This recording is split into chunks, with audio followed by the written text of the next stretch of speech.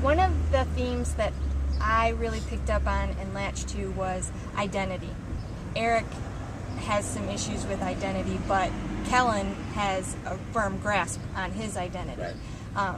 And all of the characters kind of either they know where they're at and they're okay with that, or they don't know where they're at, and it's causing a lot of disruption in their life. Yeah. Was that where'd that come from? Was it on purpose, or did it just develop as it went along? Yeah, that's intentional. Identity is a good word. What I had in my mind when I wrote it was I wanted to write about ego and vanity and ambition, and the dangerous balance that you have to keep between those. You see people who will let their ambitions turn into rampant narcissism and egotism, and then their personal relationships collapse beneath the weight of that. That's Eric at the start of the book. I wanted to evolve him, to some point of self-recognition. Kellen, as you said, is someone who's already gone through this journey and has a pretty good grasp of who he is, and has a good handle on his ego. Anne McKinney knows, she's very comfortable in her own skin. Josiah Bradford is a character who is very driven by ambition and the feeling that, much like Eric, he's very parallel to Eric in a lot of ways, by intent, in that he feels as if he's been overlooked. The world has missed out on his abilities, his genius, and it's unfair. And so there was a similarity between really the antagonist and the protagonist in that way. Well, and they both seem to have a foil. I mean, Kellen seems to foil Eric, and Danny seems to foil Josiah. And then Campbell seems to mess everybody up because he never got a handle on, on his. Campbell is the evil force that we throw in the middle, yes. Turns everything into chaos.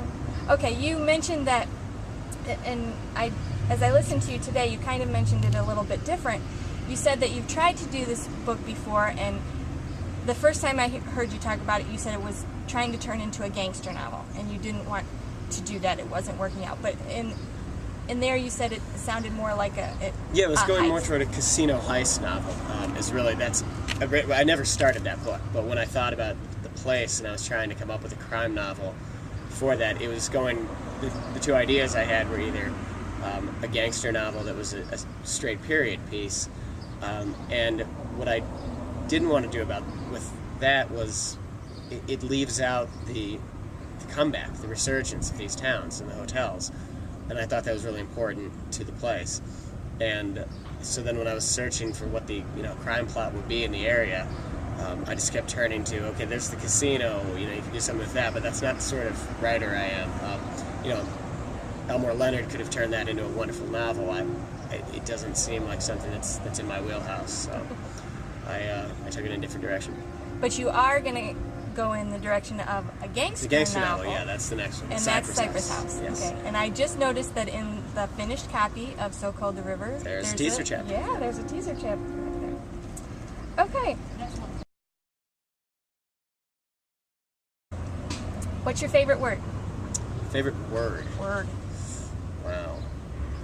Story. Least favorite word? Bad story. That's two, but that's two I'll words. give it to you. What turns you on creatively, spiritually, or emotionally? Emotional investment in all three categories. Okay. What turns you off? Emotional distance. Okay. Disengagement. What's your favorite curse word? Favorite curse word? I like prick. Okay. Just bounces right back nicely. What sound or noise do you love? Sound or noise? Mm-hmm. I would have to say that the scream of a mountain lion, if I ever heard that in person, would be very exciting. It's one of my life's goals. That's interesting as much as you enjoy music. Exactly. Okay, what sound or noise do you hate? Scream of the mountain lion before it springs. What profession other than your own would you like to attempt? Film director. What profession would you not like to do? Actor. And the very last one, if heaven exists, what would you like to hear God say when you arrive at the pearly gates? You made it.